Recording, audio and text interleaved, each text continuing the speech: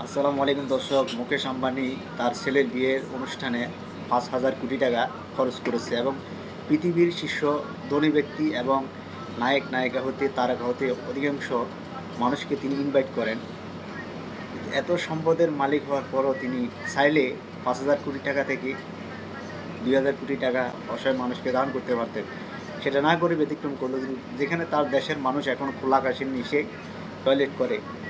সে ভারতে মানুষ। তো এশিয়ার মধ্যে শীর্ষ ধনী ব্যক্তি হচ্ছে মুকেশ আম্বানি। তার বাবা একজন ব্যবসায়ী ছিল এবং তিনি একজন ব্যবসায়ী। তো তাদের মতো ধনী ব্যক্তিরা যদি ভোগবিলাসিতা নিয়ে ব্যস্ত থাকে, তাহলে পৃথিবী কিংবা সমাজ, রাষ্ট্র কখনো পরিবর্তন হবে না। তাদের ভিতরে যদি মানবতা থাকে, তাহলে পৃথিবীর রাষ্ট্র পরিবর্তন হয়। সে চাইলে লক্ষ লক্ষ মানুষকে চাকরির ব্যবস্থা করে দেওয়া কিংবা অসহায় হতদরিদ্র মানুষের পাশে দাঁড়ানো